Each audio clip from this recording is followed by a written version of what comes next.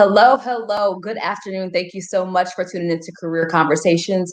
I'm your host, Unica Walcott, and today's guest is Joseph Aikins. He is the manager of enterprise GRC technology. I hope I didn't butcher that. Joey's going to correct me a minute if I got it wrong. But he's at KPMG, and we're going to talk about his career journey today and how he got there. And as a friend of his, I've gotten a chance to kind of watch from the sidelines a little bit of the process. But today we're going to jump right into it. Everybody, please welcome Joey to the show. Welcome, Joey. Hey, thank you for the intro. Oh, you're welcome. I hope I didn't butcher your title too bad. No, you did great. Sweet. I'm super glad you could join us. And so I wanted to talk about your career journey, and I'd like to jump right in with my questions. My first question is, what does your family think you do when you tell them you're a manager of GRC enterprise technology? So, I mean, my family, I think I've given them the rundown. They've seen my career progression over the last like 5 or 6 years. So I think they have a good sense of what I do, and they're in general proud of me. I think, in my mid-30s now, it took me a kind of a while through my career to kind of find traction and find really something that stuck with me. So I think that this is, since I got into, implementing GRC technologies, which I'm sure you'll ask more about in a moment, I found something that is really both interesting and rewarding to me. And ultimately, I think that's what my family wants for me. Oh, that's sweet. So you find it interesting and rewarding. Like that is a gift to have at this stage in your career for sure. You say GRC technology. Can you explain to us, people who don't know what GRC is, what that means? Yeah, absolutely. So GRC stands for Governance, Risk, and Compliance. It's becoming a little bit of an antiquated term, and I guess the new terminology I've been hearing a lot more is integrated risk management. So I guess here's the rundown of what that is for those that don't know. So I work with large organizations, and based on the activities that those organizations perform, they're going to be inherently exposed to various risks. Like cyber risk or privacy risk that could expose their clients' data, reputational risks that damage their brand, operational risks that disrupt their business, strategic risks that could impact their future growth. These are just to name a couple of the types of risks that businesses are large organizations are monitoring. So in response to risk, they implement different controls or perform certain activities to help reduce the likelihood of that risk occurring or the impact if that risk does occur. And beneath these core concepts are kind of, there's often multiple teams within an organization that are working to identify the risk to their particular processes and implement controls to mitigate them. Of course, when they identify new risk or they realize that a control is failing, they of course respond appropriately to that. What I do, and like within this space, is is really twofold. From the functional side, I help organizations to optimize their processes in identifying and assessing risk. Really trying to normalize, let's say, the risk from team A against the risk from team B, so that if you are looking at your overall risk to your organization at a higher level, that you are understanding things kind of within a common language. You're understanding, the various risks and how it could impact your business, your business's goals. Okay, so that makes sense. It kind of makes me think of like the two-step authentication we have to do for some of our logins and certain systems. Yeah, that's the two-step authentication. That's the type of control that a business, that the organization has implemented to, of course, prevent unauthorized access. Okay, so that's cool. Yeah, so hi, Kahab. So some of my regulars are here and they're commenting. Good to see you again. Welcome. Gia said, that sounds like it's different every day. I would imagine your job is like mental gymnastics a little bit each day, of kind of really understanding what the threat is to each company you work for and helping them design stuff that mitigates those risks. Yeah, Absolutely. You know, every company or every organization, depending on really the industry that they're in, they're going to have be performing different activities and therefore have different risks that are their biggest concerns. That's as I was explaining, kind of the functional side. That's part of it. Is you know, understanding the risks that the organization faces and understanding the controls or mitigating activities they're doing to prevent the likelihood or impact of those risks occurring. The other side of my job is really the technology implementation piece, because everything I just said, it doesn't really matter what software you use, because there's lots of vendors out there that help organizations facilitate these processes. Again, my experience has mainly been on RSA Archer and ServiceNow. But the other side of my job is really the technology implementation. I'm the kind of the liaison between my business stakeholders that I'm helping to work through their processes and understand kind of what they need a tool to be able to do from a requirements perspective, and a development team that is actually hands-on in the system, configuring their software tool the way that they need it to be configured. Wow. So can you tell me a little bit about the journey to get in and developing all the skills you need to be able to do your job effectively every day? Like, what was that process like? Kahab said, yeah, what was your career journey? What has your career journey been like? Yeah, I'd say it's definitely not linear. It's very much kind of up and down. I got into this specific career about 6 years ago. Prior to this, after college, I did various jobs. I did some work in accounting. Did some, I waited a lot of tables. Did some work in sales. So I kind of popped around a fair bit, and didn't really find traction until I got exposed to this world. I think that in terms of career journeys, I luckily had a friend that was a recruiter at a small consulting firm that, he knew me for many years, and he knew that kind of my skill set would work well in this world, in the sense that a lot of this is, there's a technology side to this, but a lot of this is customer service. A lot of this is helping a company or a team within that company with a problem, sort through their problem, and come up with a better solution and a better outcome going forward. So I think that what I did prior to coming into this industry has really helped in terms of my ability to communicate with my stakeholders effectively and help them work through their problems. But as I kind of digress there, I had a friend that was a recruiter at a company that that did this type of work. And, I went in for an interview. I got a demo of the software that they were using. It was RSA Archer at the time. And I was like, yeah, this is amazing. If I had something like this at a lot of my other jobs, I know that things would have been a lot smoother. Worked a lot smoother. Yeah. So I got trained. I went through. They sent me through training, and I spent the next kind of probably 2 or 3 months just digesting as much as I could of that world, both understanding the technology as well as the processes that drive the need for the technology. Yeah, that sounds like a huge plus for you to be coming from different spaces and kind of being in the accounting space, being in retail and restaurant space, and understanding how those worlds actually work. And so when you're trying to implement things, you have the perspective of, okay, what are some of the objections or some of the risk of internal behaviors that might pose a threat to how it all gets done. That's pretty cool.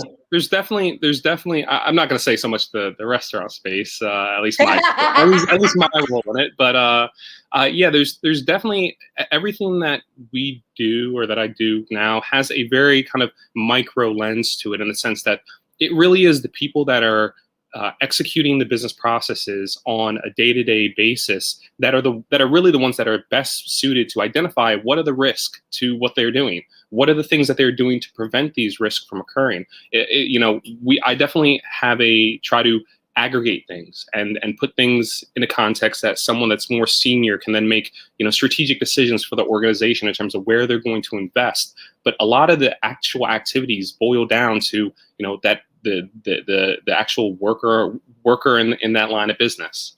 Yeah, the end user, like who is actually touching this. That's cool. So you talked a little bit about your training process and your journey, and you mentioned that your friend had known you for a long time, and so he was able to kind of identify that you had some skills and qualities that would make you a good fit for the role. What were some of the skills and qualities that you think are important to be in this role, or some of the entry level positions? Yeah. So I definitely think there's a couple important ones. I think having kind of a customer service mindset is important. When I'm engaged, either individual, like within my organization or even externally, generally the very first question I ask is, how can I help? At the end of the day, I am here to be of service to someone else, to help them sort out a problem. So that's the first thing, and I think that translates pretty well to anything you do. Is being a point or being an individual within an organization that helps push towards being solutions rather than trying to brush them off or pass them on to someone else. So I think that's a good point. Other than that, it's really being engaged, really paying attention to what's going on around you. It's a lot of time, when you get into something like this, it's very often that someone much more senior than you is really going to drive the conversations, and they're going to drive the decisions. It's really important to be a sponge to that, to understand kind of what are they driving and where are they driving the client and why. Why? Yes. Why, yeah. What are we building within the system and why? Because you can build a lot of things on a platform and throw a lot of money at it. It doesn't always mean it's the best thing to do. I've seen that happen. Yeah. So having a customer service mindset, being a sponge, especially to those more senior to you, and I think those are really the main things. If you have personal drive, that of course helps in the sense that there's a lot of resources out there for individuals, especially in the technology space, for individuals that want to break into the space. There's a lot of free or very cheap, good resources available online through sites like Udemy or Cybrary and many other, and a lot of the platforms that are available that enterprises use. Also have their own kind of training curriculum. ServiceNow is great for that, in the sense that if you want to play around with ServiceNow, it doesn't matter, but you can spin up an instance of ServiceNow in probably about 30 minutes and be in the system as an admin, clicking and configuring and seeing kind of what processes are there are available to facilitate. So again, utilize it. I would say someone that is able to identify and utilize the resources around them will definitely have a kind of accelerated path in this career. Oh, definitely. Brittany, well, she said, they use ServiceNow at their company. Kim is resonating with you. She says personal drive matters. I couldn't agree more. Kahab has asked the question, I think it's pretty interesting. He said, is there an example when you've had to say no, maybe to a task or something, and how did you handle it? I can't give specifics, but I say no all the time.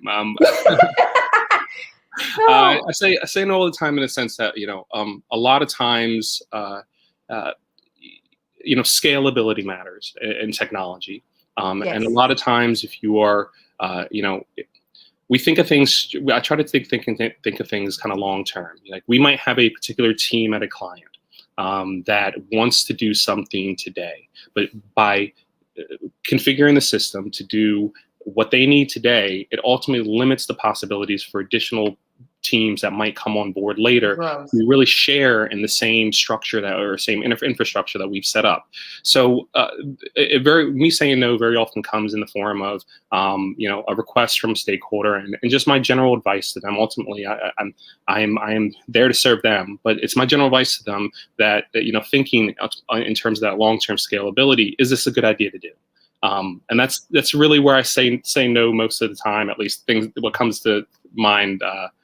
Right, because you're not saying no, we can't do this. You're saying, no, I'm your trusted advisor. You'd hired me to consult you and make sure that I deliver the best solution for you, and not one that's just good enough for today or even 3 weeks, but a year from now. Are you still happy with this? Are you still able to do what you need to do to expand, like you said, to add to the team and have parallel structures throughout the organization? And I think that's something that if you're not familiar with what you do, it may not be a concern in terms of how you design and structure something.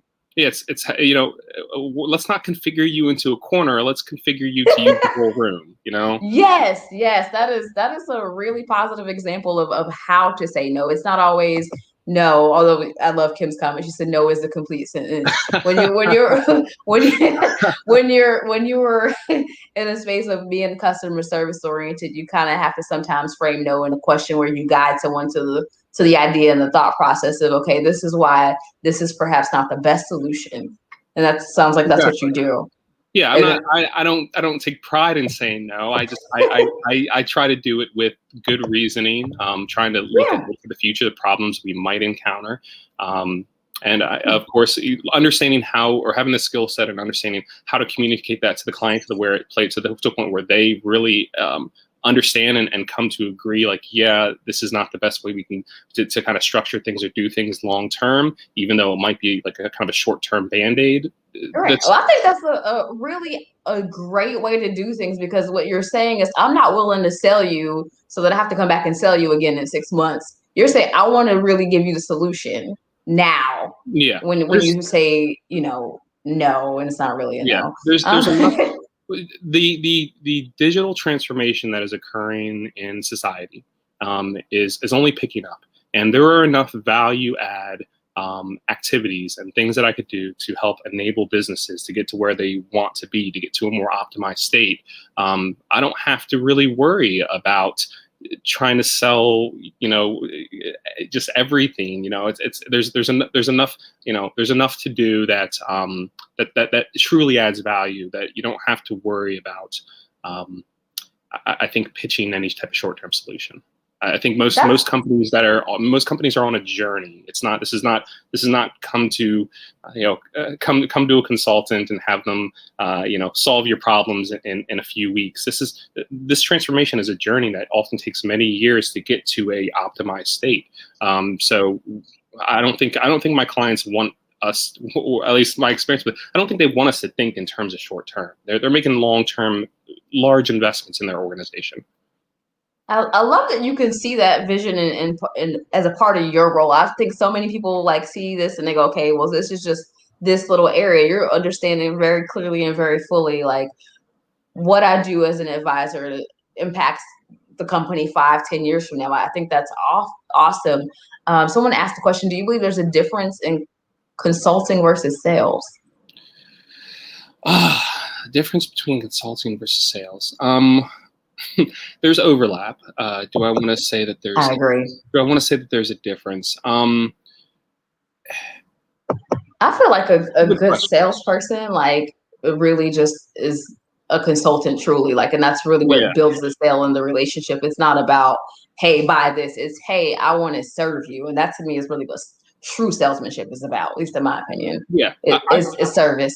I think a good consultant is a salesperson, in the sense that they're different than, but yeah, I'd say the thing that popped up, selling commodities is different than a professional service. Yes, it very much is. Very much so. Yeah, because a good a good consultant is definitely selling you a vision, but it's not, they're not selling you something to sell you something. They're selling it to you because it'll make your organization stronger, more resilient. At least in my world, the way I see it. So I'm never trying to push just things to add to the bill, on companies. What I push is a vision. It's a journey. It's a place that this is going to be a collaboration for not the short term, but probably the medium to long term, between the consultant. You and I live in very similar worlds. I'm preparing proposals, but we're not ever looking to go, okay, this is just the one job we're ever going to do. We're looking, okay, we want to win this contract, and maybe it's a 5-year contract, and we want to build the sale on the basis of, we understand your problems. We provide solutions that are relevant to what you actually need, not just the stuff we happen to do. It's not a cookie cutter solution. Mm-hmm. So I get completely where you're coming from here about being really consultative in the way you sell, not just, hey, here's a thing, you should buy it. Yeah, absolutely. We've gotten off on this whole sort of side tangent. I want to talk a little bit more about you. What did you want to be when you grew up? Besides playing in the NBA, really, I didn't see that coming. Oh yeah, few injuries in high school, and that dream went out the window. But Besides that, what little boy doesn't grow up and want to be an athlete, though? I'm sure a lot. But what did I want to do when I grew up? So that changed over different phases of my life. I think when I went to college for economics, political science, and math. When I got out of college, I had this idea that, I was gonna go get my PhD at George Mason. My favorite professor, I took like 4 of his classes in college, was, a PhD graduate from George Mason. I had attended, panels and seminars from the dean of economics there, and I was really really passionate about that, and I had the lofty goal of one day I'd go work for like the Federal Reserve. Well, I didn't pursue that directly after college, and then life kind of throws different things at you, and all of a sudden there's a couple of years that have gone by. I didn't really pursue that, and I just ended up getting mixed up, like, pursuing a couple jobs here and there that ultimately nothing ever really stuck. So again, I think that question it changed over time. I mean, there's oh yeah, look, I was like a preschooler saying I wanted to be the president of the United States, and then I wanted to be like a radio personality. Like I've changed my mind in so many ways, so I get you on the process. I still have lofty ideas. Is this career the end all be all for me? I don't know. Maybe maybe I want to get into politics one day and take kind of the efficiencies and thought process I'm learning today and put it into public service. We never know. We don't. And I laughed. I was like, I feel like with careers, like, it's not like it used to be where you'd find a job and stay like 30 or 40 years in it. I'm like, if we don't have 3 or 4 careers, you're probably missing some wonderful opportunities to grow. At least that's been my experience. But I love that you talked about like your dreams and how things have shifted. I feel like sometimes people feel like they're getting it wrong because they don't have this one thing they decided to stick to. They go, oh, I'm 30, I got to figure it out. Like, no, you don't. No. And the truth is, none of us got to figure it out. Yeah. How are you? Yes, she said, seriously, how are you personally and professionally connected to young high school students? Youth advocacy is my passion, and too few students of color know about you or what you do. And Kim, I think that statement right there touches the heart of what we're doing here today. Like that's why career conversations exist, because I want people to say, hey, I don't know a person who does software development. I don't know a person who does communications. I didn't know communications happens at places like NASA. I created this show because I wanted to give people the opportunity to have that broad exposure and to have a sense of access to a network of people who can answer those questions that might be too embarrassing to ask, a total stranger. Now you got friends in the industry, courtesy of career conversation. So like, Joey, I am enjoying this conversation. Don't want to hold you forever. Is there anything that we haven't talked about that you want to share? Yeah. I'll respond to that question as well. Okay, cool. So COVID obviously kind of threw everyone for a wrench. Yes. I definitely, and I don't know how much I've known Unica and her husband Nosa for quite a long time. And one of the things that we've been kind of, or me and her husband have been kind of pitching around, is kind of building out the business plan really for nonprofits to enable STEM programs and different things in low income neighborhoods. So that's something that is still just a brainchild. I'm very much, I think one of the most rewarding parts of my job is the training aspect. It's something rewarding in my job. Yeah, probably the most rewarding thing in my job is actually being able to train people. Because I remember when I was in my late 20s, and my friend who's a recruiter for this company that I'd known since like 3rd grade, he ultimately gave me an opportunity. He saw that I had potential, gave me an opportunity. I think that experience has definitely stuck on me in a very real way, in the sense that, like, there's a lot of people that I work with or that I come across that are very much kind of passionate or interested in being a sponge to me, the way that I got to be a sponge to someone else, and ultimately increase their knowledge, increase their expertise, and advance their career. I think one of the most rewarding things to me in this role, especially after becoming a manager in the last year, has been the couple of people on my team that I've really got to guide them from, having little to no exposure to, let's say, ServiceNow, where I kind of am specializing in at the moment, to, getting various certifications, to now they are running their own projects, and I'm listening in on calls that they're running, and I'm like, you're like, if you'd seen getting it. Yeah, if you had seen yourself a year ago, you never would have thought that you'd be able to facilitate these kind of conversations. And now you're not only doing it, but you're doing it well. So that development aspect is probably the most rewarding thing. It's the thing that makes me really appreciate the role that I found myself come into. Now, in terms of kind of giving back to high school students and the next generation, I definitely have a serious interest in it. Again, it's been it could play out in multiple different ways, whether it's, trying to start my own nonprofit organization, or just, getting involved with an existing one.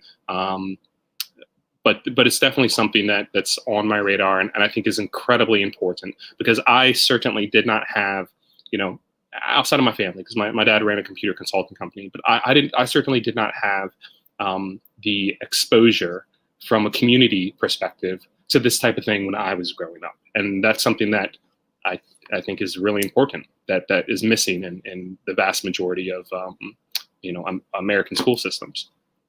Yes.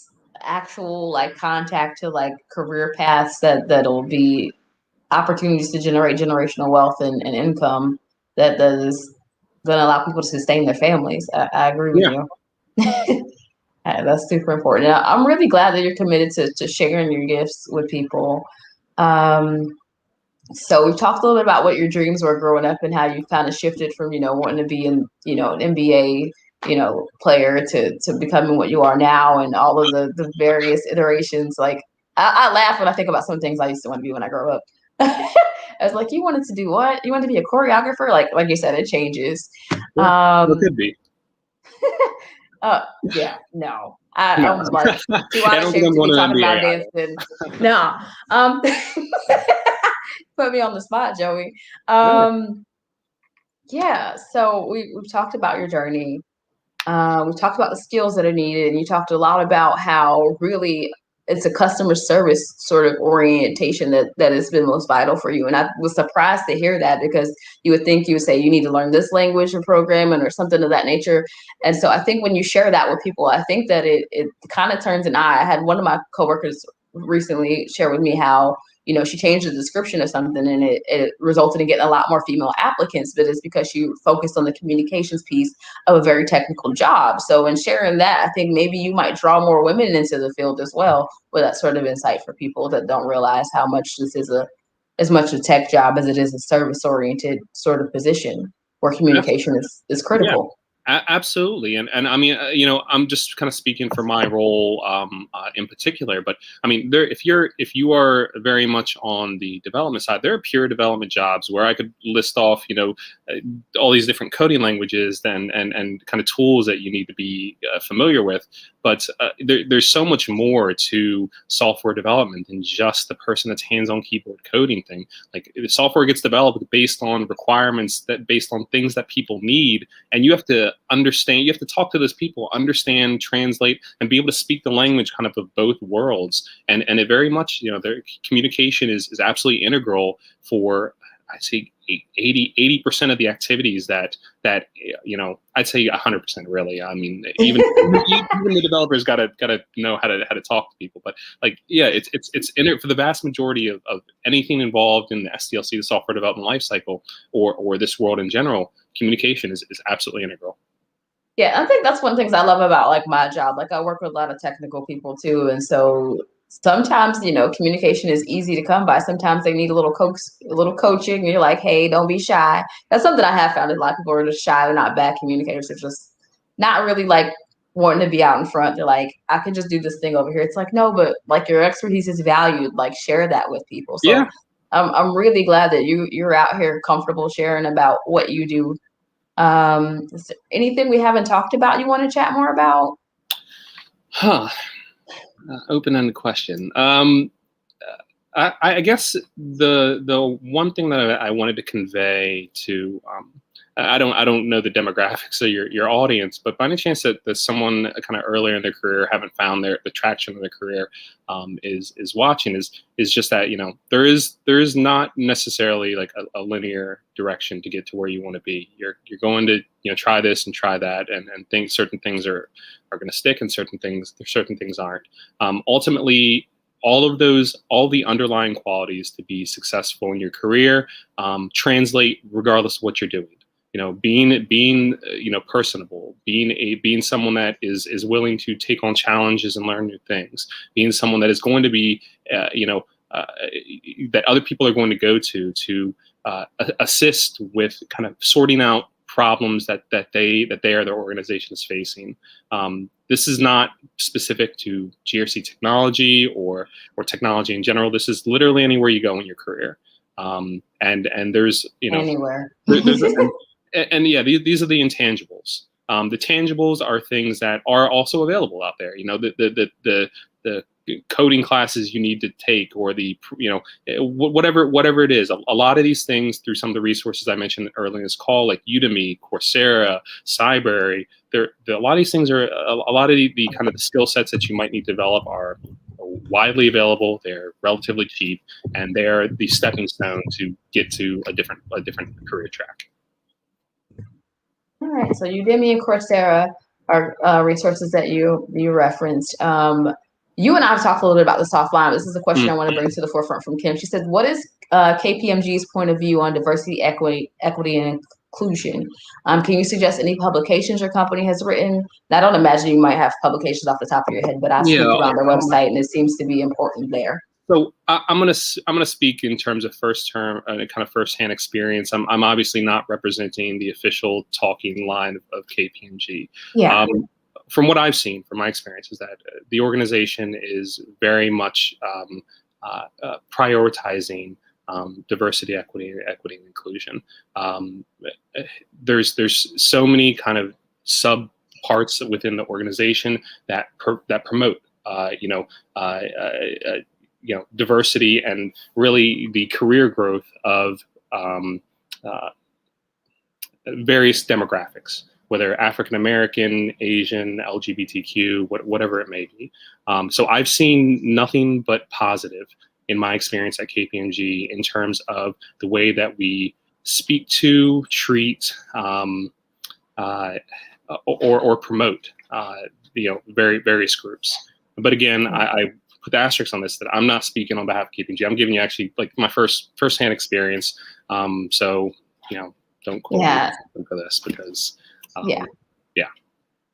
mean, obviously this is your personal lived experience. This is not the company's official statement. But if you take a peek at KPMG's website, it is one of those things that is at the forefront of their culture and their branding. If you take a peek, I've taken a look myself because I wanted to get like a pulse. I was like, what is it like there? And it's one thing to read someone's website. It's another to be able to have the luxury of hearing it directly from a person who represents a particular demographic about their experience there. So I'm really glad that you shared your experience with us about what it's like to work at KPMG. That's a really positive one. And it's not just a talking point either. Like I've legitimately had leadership in KPMG reach out to me, specifically to get involved more in kind of our groups. They refer to them as BRGs, but get involved in our groups to again help network, help share the expertise, help So it's not just a talking point. There is very much an internal culture that is promoting. So that's what we need. Yeah, like we need people to actually walk their talk, and it sounds like KPMG is doing that, and I'm proud of the work that you do. Yeah, they really are. It's been impressive as an insider, and it's nice because not every organization I've been with in the past has kind of proactively taken embraced. Yeah. Yeah. Kim said, excellent. Thank you, Joey. You're welcome. That was Kim's question. And just for reference, Kim and I are on the National Task Force for Diversity, Equity, and Inclusion for SMPS, which is Society for Marketing and Professional Services. And so I'm not surprised by that question at all. Like, it's one I usually try and touch on with people just to kind of get a feel, because it also helps people understand, like, okay, I want to be in this career. Where will I be welcomed and included? And it sounds like KPMG is one of those places. So that's great to know. Again, I'm not spitting some talking point from the company. This everything I just said is completely honest based on firsthand experience here. Look, if I thought you were going to bring me talking points, I'd have been like, Joey, you ain't allowed. I don't work for I would have been like, get off my show. all love. Yep. So I don't think we have any more comments or questions in the chat box. Again, Joey, I want to thank you so much. If people want to get in touch with you, is there a way for them to reach out? Is it maybe LinkedIn, sort of DM? What's the best way to reach you? I think LinkedIn is probably the best. I'll say this though, I don't like to kind of have let's say snap reactions. I generally take a little bit of time to kind of process what's being asked of me and make sure that I'm thoroughly thinking through my response. So if you reach out to me, please just give me a couple of days. I'll get back to you, but know that when I get back to you, it'll be thorough in terms of anything that you're asking for. And that has been my experience with you as well. Like, look, I'm not going to rapid fire respond to you, but when you get back, it's like everything you needed. Yeah, when I respond, I've really thought through what you've asked me, and I've really kind of responded in kind of a complete manner. Yeah, no, Kim tickled me though. She said Joey would be gone if it wasn't working. Yeah. So there you go. There's their testament to the quality of the environment at your company and the work that you do. Joey, thanks so much for being a part of Career Conversations. Everybody, thank you so much for participating in today's episode. I will stay tuned for next guest updates and invites on the Career Conversations Facebook page. Also, if you have not gotten a chance to check out the website, I finally launched it, guys. It's uniquawalcott.com. Go there so you can know all about who's been here and where to get all the replays for all of this stuff. Kahab says, thanks, Joey. Thanks, Kahab, for coming. I'm really glad you made it today. I teased him. I said, look, I missed you last week. Where were you? Because I have some people that regularly show up and participate. But thanks again. I'm going to close out the broadcast. I've got a couple of announcements I want to share. So if you'll sit tight for me, Joey. Yeah, thank you, Unica. This has been wonderful. I loved it. I loved it so much. All right. So, friends, if you've been watching, I wanted to share a little bit of updates with some friends of the show. So let me get this comment off the screen, y'all, so y'all can not be confused about what I'm actually trying to share. I'm my own producer, so it's a little bit fun over here sometimes. So I wanted to let you all know that a friend of the show, Maisha Hagan, she's the owner of Beauty and the Boss LLC. It is a coaching company, and she is currently doing a giveaway to help some people pay for their professional fees for professional organization membership. So go to bosslady.coach and find out about her giveaway for that. But also make sure that you connect with her and learn about the services that she's offering.